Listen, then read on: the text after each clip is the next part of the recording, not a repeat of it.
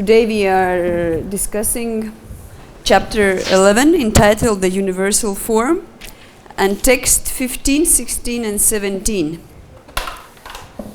So we shall read the Sanskrit and translations word for word, and there are two short purports, and verse 17 doesn't have a purport. So we'll just read all the three verses and translations and the purports. So everyone has a book. Arjuna uvacha Pashyami devam stava deva dehe Sarvam stata bhuta vishesha sangan Brahmanamisham ka malasanastam Rishimsta sarvan ugaramsta divyam. Word for word. Arjuna uvacha. Arjuna said, Pashyami, I see. Devan, all the demigods. Tava, your. Deva, O Lord. Dehe, in the body. Sarvan, all. Tata, also. Bhuta, living entities. Vishesha Sangan, specifically assembled. Brahmanam, Lord Brahma. Isham, Lord Shiva. Kamalasanastam, sitting on the lotus flower. Rishin, great sages. Cha, also. Sarvan, all. Arugan, serpents. Cha, also. Divyan, divine. Arjuna said, My dear Lord Krishna, I see assembled in your body all the demigods and various other living entities. I see Brahma sitting on the lotus flower, as well as Lord Shiva and all the sages and divine serpents. Purport. By His Divine Grace, A.C. Bhakti-Vedanta Swami Srila Prabhupada ki. Arjuna sees everything in the universe. Therefore he sees Brahma, who is the first creature in the universe, and the celestial serpent upon which the Garbhotakashaya Vishnu lies in the lower regions of the universe. This snake bed is called Vasuki. There are also other snakes known as Vasuki. Arjuna can see from the Garbhotakashaya Vishnu up to the topmost part of the universe on the lotus flower planet where Brahma, the first creature of the universe, resides. That means that from the beginning to the end, everything could be seen by Arjuna, who was sitting in one place on his chariot. This was possible by the grace of the Supreme Lord Krishna. Text 16. Arjuna continues. Aneka bahu daravaktra netram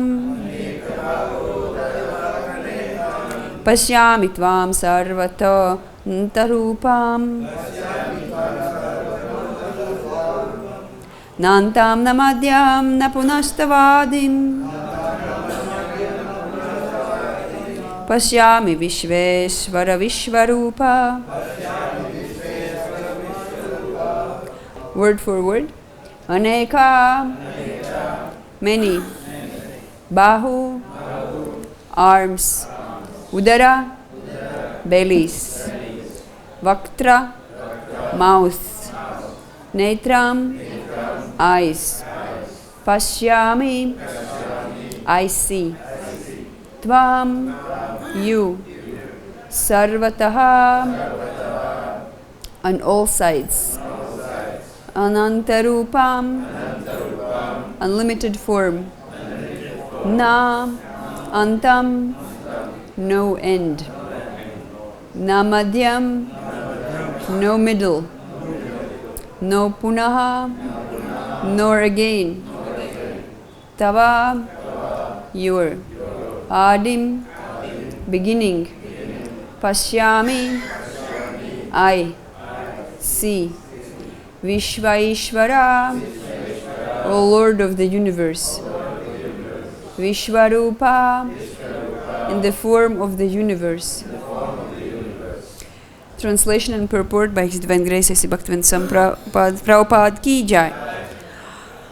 O Lord of the universe, O universal form, I see in your body many, many arms, bellies, mouth and eyes, expanded everywhere without limit. I see in you no end, no middle, and no beginning. Purport. Krishna is the Supreme Personality of Godhead and is unlimited. Thus, through him, everything could be seen. So now text 17. Kiritinam gadinam chakrinam cha Tejo rashim sarvato deeptimantam Pashyami tvam dur niriksham samantad Deeptanalarka dutimaprameyam. Word for word. Kiritinam, with helmets. Gadinam, with maces. Chakrinam, with discs. Cha, and Tejaharasim, effulgence. Sarvataha, on all sides. Deepti, mantam, glowing. Pashyami, I see. Tvam, you. Durniriksham, difficult to see. Samantat, everywhere. Deepta anala, blazing fire. Arka, of the sun. Dyutim, the sunshine. Aprameyam, immeasurable. Translation. Your form is difficult to see because of its glaring effulgence, spreading on all sides, like blazing fire or the immeasurable radiance of the sun. Yet I see this glowing form everywhere, adorned with various crowns, clubs, and discs.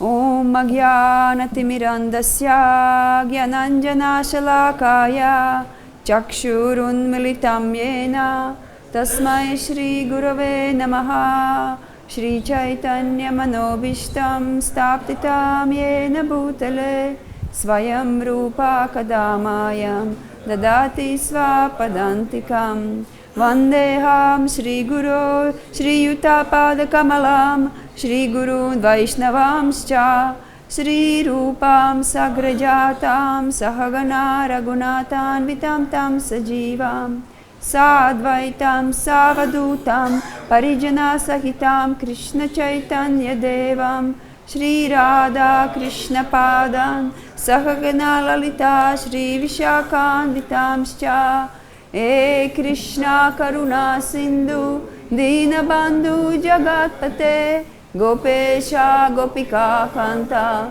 Radha Kanta Namostute Tapta Kanchana Gaurangi Radhe Vrindavaneshwari Vrishabhanu Sute Devi Pranamami Hari Priye Vancha kalpatarubhyascha kripa sindhubhya evacha patitanam pavanebhyo vaishnavebhyo namo namaha. Shri Krishna Chaitanya Prabhu Nityananda Shri Advaita Gadatara Shri Vasadi Gaura Bhakta Vrinda Hare Krishna Krishna Krishna Hare Hare Hare Rama Rama Rama Hare Hare. Namo Vishnu Padaya Krishna Prasthaya Bhutale Shrimati Bhakti-Vedanta Swamini Namane Namaste Saraswati Devi Gauravani Pricharine Nirvishesh Shunyavadi Pashyatya Deshitarine. Hare Krishna again. So here we are reading about universal form, and it was Arjuna's request for it to manifest. He asked Krishna. So he inquired. He was applying his human life to inquire for absolute. Of course, we know Arjuna is not an ordinary man, but we know that that's a human's nature to inquire for absolute truth. But there are many humans who don't inquire. They live their materialistic lives. What materialistic life means? It means identification with this gross and subtle body. And there is inquiry also in their lives. But that inquiry is of different nature. They are inquiring, where is food, where is money, where is sex life, where is defense. This kind of problems, this type of topics, although unspoken in words, exist also in animal society. Dogs also worry about that. The birds worry about that. The fish, the worms and insects also worry about these topics. So if human form, the soul embodied in a human form worries about these topics, they are also on the same level as fish, worms, dogs, birds, or any kind of animal. So humans' inquiries are different. So in the very beginning of the spiritual journey, person just starts to realize that there should be something more than just these gross things what I see around. There was one devotee who was sharing her childhood reflections, childhood memories. She was saying she lived in a countryside and she saw, okay, this is a shop. I understand. People are going to the shop and they buy things there. And that's a doctor's place. When someone is sick, I can see they go there. So it's needed, the doctor's place, I can understand. Then there is a garage where they fix the cars, and the people who have broken cars go to that place. And that's how she was analyzing as a small girl all the things in her village. And then she saw there is one building in the middle of village where also everybody is going, and that was church. And she could not understand, but why people going there? What is the reason for them to go there? There is no material benefit someone can gain. So that started her first inquiries about spiritual life. What is that in that place, in that building? Why people go there? And she understood that it's not an ordinary place because none of the material needs are really satisfied there. So that's how her spiritual journey begins. So then a person who is intelligent, they are analyzing things in their lives, they are thinking deep, and they are seeing how things are temporary. And they can come to the understanding that I am aloof from these things. Person can come by analytical thinking and deliberation. They can actually understand these things. So then they may start to inquire more. So this form, the Vishvarupa, the universal form, is described in the Bhagavatam as the quest of a beginner. It is an inquiry of a beginner. So it is said the person who is too attached to their habits, too attached to their material bodies, for them to relate to universal form is very easy. Sun is Lord's eyes. The moon is Lord's eye. The clouds are the hair of the Lord. So it's kind of very easy to understand because sun, moon, clouds is something what I can perceive, something which I can relate to. I can see it every day, and it is very amazing. that I don't see any more clouds as clouds. I'm seeing it as a universe, as a hair of God. And it is something, can be very amazing. I remember myself when I just joined devotees and I was reading this. This was just like something the topmost ever I heard, and it was so inspiring. And then someone invited me to some small Namahata gathering, and they were discussing different topics. But I was so mesmerized by this universal form, then I was saying, can I read to you something really amazing? And then I started to read, look, the sun is the Lord's eye, and the moon is another eye, and the front is a religion, and the back is a religion. And they were very patiently listening to me. And I was thinking, it is so amazing. And I can see that sometimes when we preach to people who just start to inquire, there is some yoga groups or mindfulness or so many different things, but they want something more than just these gross material engagements. But they are not really ready to accept anything substantial. But you can just say to them, you drink water and the taste is God. This is so appealing. This is so attractive and so sublime. So that's why it is said that the persons who are still so much attached to their body also means the habits, the point of view, how we perceive the world, then that idea of the Vishvarupa is very much applicable. The same like nowadays, it's very common around the world. Everybody starts to worry about environment. They want everything organic. They want everything natural and pure. So some time ago already, devotees were saying they had been invited to some kind of like a meeting or a discussion, open forum or something like that. And there was discussed, the topic was how to save the earth, how to not to stop pollution, and it's like an environmental topic. And everyone appreciated devotees' point of view, who said that actually the universe is a body of God. And then they presented the theory of universal form. So that's why who would dare to pollute it or to harm it? So everybody appreciated that point. So that's, we can see that for materialistic people, the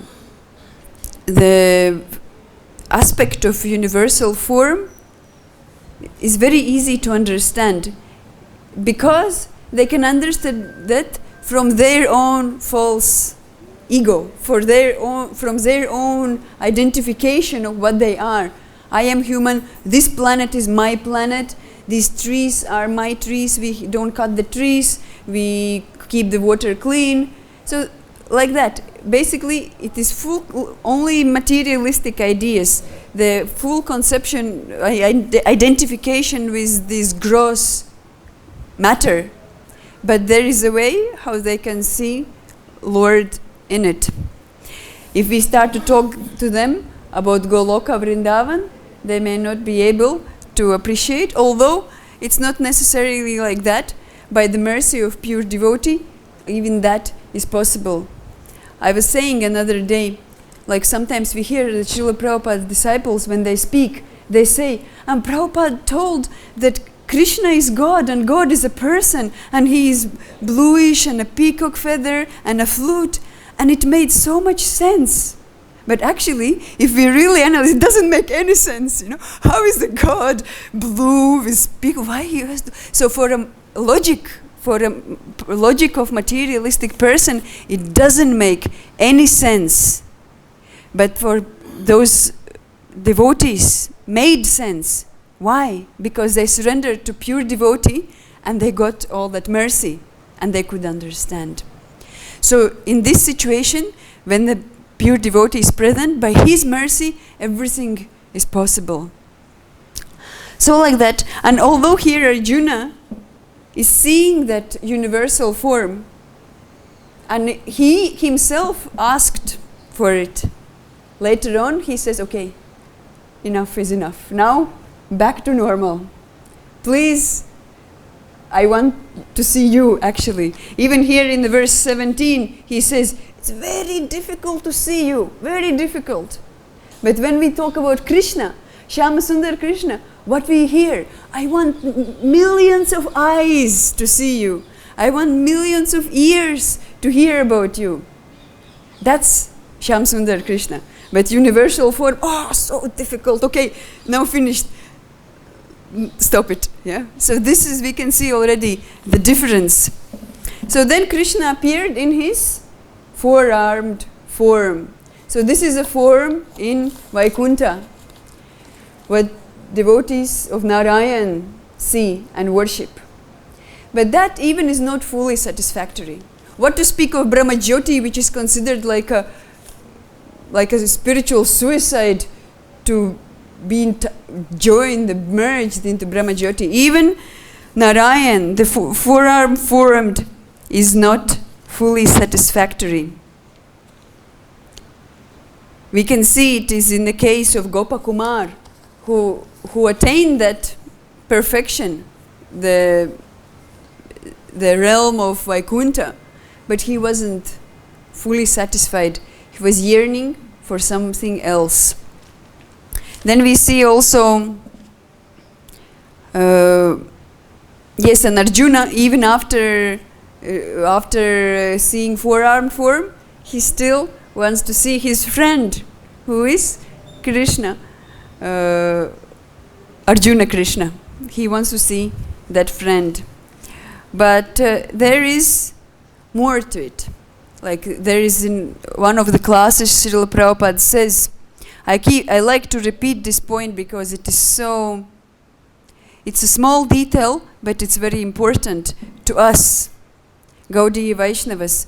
Srila Prabhupada said, there is a politician, Indian politician, who is very much attached to that Kurukshetra pastime. And he says how much he likes that Arjuna and Krishna interactions. So Srila Prabhupada, and he likes to meditate on that. So Srila Prabhupada says, it's okay, if one is not fortunate enough to be attracted to Radha and Krishna, they can be attracted to Arjuna Krishna.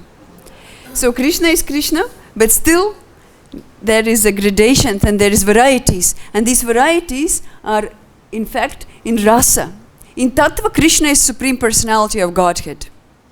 There is no conflict, nothing more. It's established. But in rasa, there is a superiority of interactions, of sweetness. Basically, rasa is measured according to the amount of sweetness. So that's why Radha Krishna is superior than Arjuna Krishna, because of that mellow and the amount of sweetness that's there. So higher than Vaikuntha is Ayodhya, Mathura, Dwarka. Like we see in Ayodhya, Hanuman opens his chest and we can see inside there is Sita, Ram, Lakshman and Hanuman. We haven't heard anyone opening the chest in Vaikuntha out of so much affection to Narayan. So that's Ayodhya. And even in Mathura and Dwarka, there is the sweetness, the degree of sweetness is increasing and increasing and increasing. But nothing can compare actually to the realm of Raj. Nothing can compare to the realm of Raj. And that is actually the essence of the teachings of the line of our teachers, of our acharyas, and the teachings of Srila Prabhupada. And we can see that Krishna sent Uddhava from Dwarka to Vrindavan to do what? To actually see that sweetness, that intensity of love of Rajbasis. And we can see that this Madhurya relationship, this Parakiya relationship, is the actual topmost. But why it's topmost? Because that gives the most pleasure to Krishna. That is because the love is the most intense. So in Dwarka, there is no possibility for such a relationship. In Mathura, we can understand there is Kubja, who has this Parakiya Bhava, but it is not as sweet as in Vrindavan. Why? Because that Krishna's lover in Mathura, who is Kubja, is full of selfishness. She wants to enjoy with Krishna. She is not sold out like Vraja Basis, like girls, the damsels of Vraj. So that's why that cannot give full satisfaction to Krishna. And the gopis know that. That's why it was so painful for them that Krishna left Vrindavan, because they knew that nobody anywhere in the world will be able to satisfy Krishna as here them, the gopis in Braj. So that just to see that, just to think of that, it was very painful for them. And then sometimes we read in some book and we say, oh yeah, but Krishna never left Vrindavan. But this again is another aspect of that whole situation, another angle. This is the angle of Tattva. He never left, we know it is in this and that Purana written, Vasudev Krishna left, but Shyam Sundar remained. But for Radharani and gopis, it doesn't matter these type of statements. When they arrive in arena of their pastimes, Krishna is not there. So what is, we can say, yes, he was there in unmanifest form. But what is the difference for them, whether he left to Mathura or he is in manifest form? He's not there. So that's the pastime. So that's why we should understand that too much of tattva can actually destroy the mood of pastime. Like, we can say that Sita Devi was put through fire to test her character. And then say, oh no, but that was actually that other Sita, Chaya Sita, and real Sita was not at all touched by Ravana like this. But that immediately brings down the whole mood of pastime. Your meditation is cut. Yeah. So that's why the Leela means rasa. And the topmost rasa is in Vrindavan. And everyone who is here can understand, or not understand, but at least accept their great fortune. Because what do we really understand? What do we really understand? We cannot understand much. We only depend on the mercy. And Krishna has appeared in his form as a holy name, which is the most merciful. This is actually the friend. The holy name is, Krishna is a friend. So the name is a friend. So what is the meaning in this context of a friend? The friend means it's surit, your well-wisher. So that kind of friend as holy name is, you won't find any other friend in the whole world. That friend, the name, the holy name of the Lord, is such a friend that even against your own will, he will help you. The holy name doesn't wait, you want or you don't want. Just by hearing somebody else chanting, your heart becomes purified. And slowly, slowly, we attain that fortune to actually take up the holy name ourselves. No other form of the Lord is that merciful, that against our will, they can capture us. They can help us. So that actually means well-wisher. In the material world, we see that some kids are sick and they don't want to take medicine. So mother pushing in a mouth or cheating, tricking with the food, putting some sugar around or something like this. And a child is screaming and kicking his feet and pushing and twisting and turning and so much opposition. But mother is still doing. So this is a very, very little like analogy, very weak analogy. Holy name does like that. We may argue back, we don't want. But holy name, in a very gentle and sweet way, enters our ears and our heart, just even if we fully against. If someone else is chanting, we are finished. Even if we are deaf, the holy name is helping us, because Jiva is not deaf. This is only defective ears. Even if we are not deaf, what do we really hear?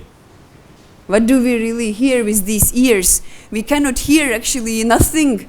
Only when we have developed our spiritual ears, we really can hear the holy name.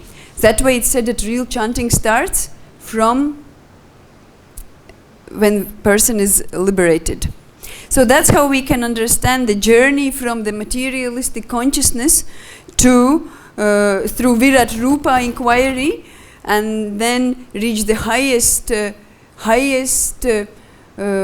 inquiry, highest activity, highest everything, which is chanting of the holy name. And that shouldn't just be taken lightly, that we tick the box of our 16 rounds and then the rest of the day we do anything. Actually, we need to always understand that 16 rounds is a minimum. It is a minimum. We should, the 16 rounds is to help us to keep on being a human, with following 4 regs and being good and not falling into sinful activities. But our goal of life is not to become good. We're not so much interested in becoming good. We are interested in becoming good in a sense that really good, what is really good, is to attain the pure, loving, devotional service of Krishna, which is nothing to do with his body. That pure, loving, devotional service to Krishna is actually reserved to that Shuddha state, the pure state of living entity in their spiritual identification. So that's why this is a gift. The holy name is a gift. And that gift, holy name, is giving gift, which is that pure love of God. So that should be always kept in mind, and the chanting should not be just 16 rounds. It should not be even just 64 rounds. It should not be even 2 lakhs. The holy name should be chanted constantly, at any time and in any circumstances. The holy name has no fast and hard rules to chant it.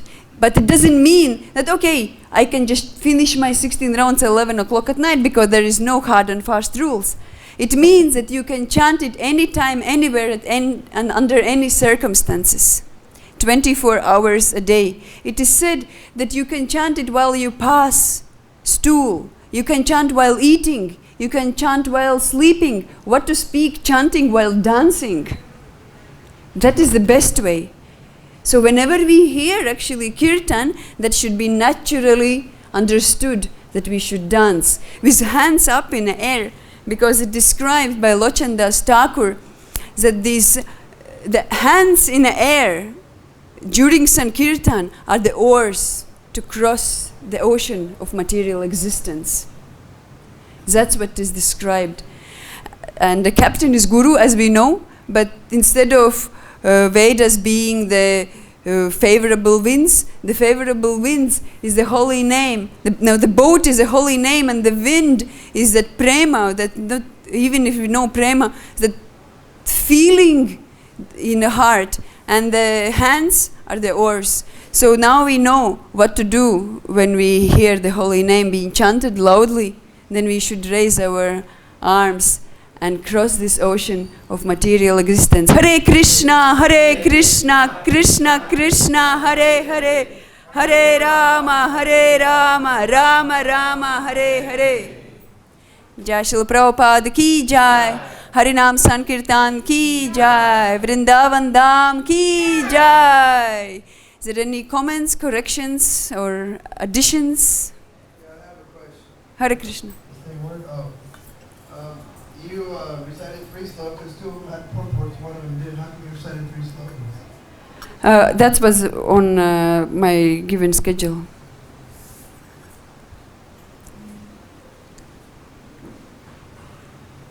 Any other questions? Or comments? Not necessarily questions. Something to add?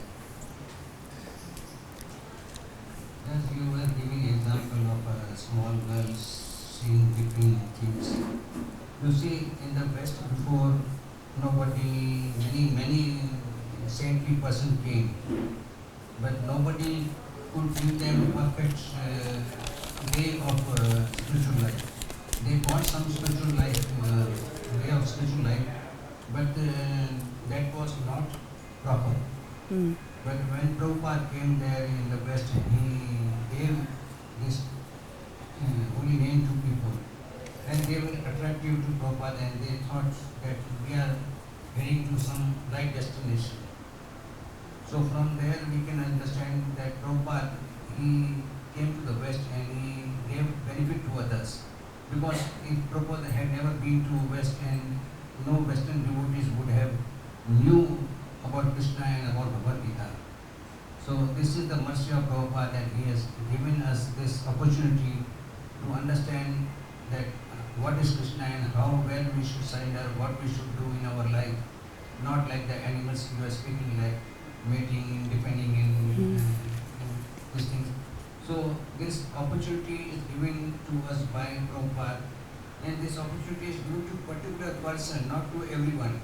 You see, in the West there are so many devotees, people, materialists.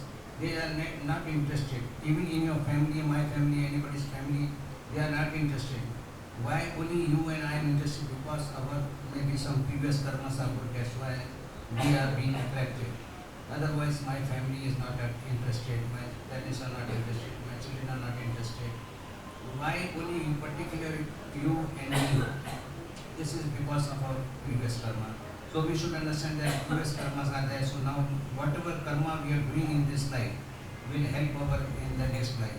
So why don't we do something good which will help us in the next life, so that next life or maybe in this life we go back and back. Correct.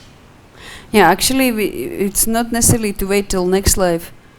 We should actually focus that there is no next life. And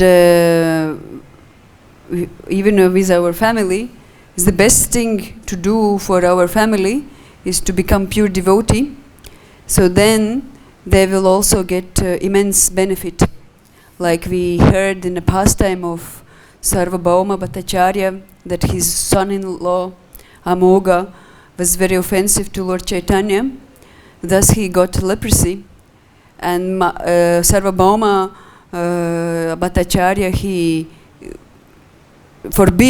told his daughter, you leave your husband and don't associate with the fallen man. And so he kicked out Amoga, and he got leprosy. So then Mahaprabhu came and he visited Amoga and cured him. And he said, how is this, you are Brahmana, why you have such a mentality, you should become proper person. So then, after that incident, Mahaprabhu told to Sarvabhauma Bhattacharya that even a dog in your courtyard is very dear to me. So from that we can understand that if a person is a pure devotee, everybody around him is very dear to the Lord. So that's why our only focus is to become pure devotees. Then everybody, even a dog in our courtyard, will become very dear to the Lord. What to speak of our mother, father, sister, brother, cousins, and everybody else. So first step to become pure devotee is to surrender to pure devotee. That is first step of becoming pure devotee. So that's when you are already surrendered to pure devotee, you are pure devotee, and then by that surrender, one gets elevated and advanced and mature. So our business is to surrender to pure devotee, thus become pure devotee ourselves and benefit everybody who is around us. And it's true that Srila Prabhupada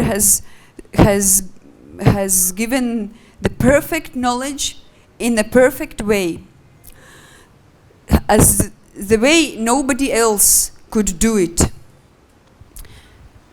Somebody had told, yes, all the ISKCON people run around, preach so much, but you can also sit in one place and chant very pure name. From that chanting also the whole world will be benefited. And maybe it's true, but where is that person who chants like that? So better to do like Prabhupada did, because at the same time also become pure chanter, because then the preaching work will be more effective. Because if you want to give somebody a mango, you have to have a mango. You cannot give somebody a nice mango if you have a raw banana. Yeah, so we should raise above the level of that and try to distribute nice fruits from the tree of Lord Chaitanya. Hare Krishna. Actually, we can tell them where to go get a mango. Sorry? We can actually tell them though where to go get a mango. Yeah, that's it is. Mataji is saying that we can tell everybody where to get the mango. And it's true, we know, we have information, but more effective it will be if we have mango ourselves, full pockets, full belly, full mouth. Also, I'd like to say that just from my own experience, a person doesn't need to be a pure devotee before his family benefits. They benefit regardless. They benefit in many ways. One is by just thinking, a mother thinking my child is joining the Hare Krishna movement. You understand what I'm saying? So By thinking you one thing. emphasize pure devotee, but I kind of wanted to clear that up. Because Prabhupada came to the West, nobody was a pure devotee. Everybody was following at the feet of Srila Prabhupada, and we were all out there distributing books. There was not a single person in the movement that didn't distribute books, even the Pujari went out and at least could do one book, two books every single day. Everybody went. And none of us were pure devotees, and somehow or other, things caught hold and began to grow and grow and grow. Yeah, I was emphasizing surrender to become pure devotee. The first thing is to surrender to the pure devotee. That was my point. And it's true what you say about parents.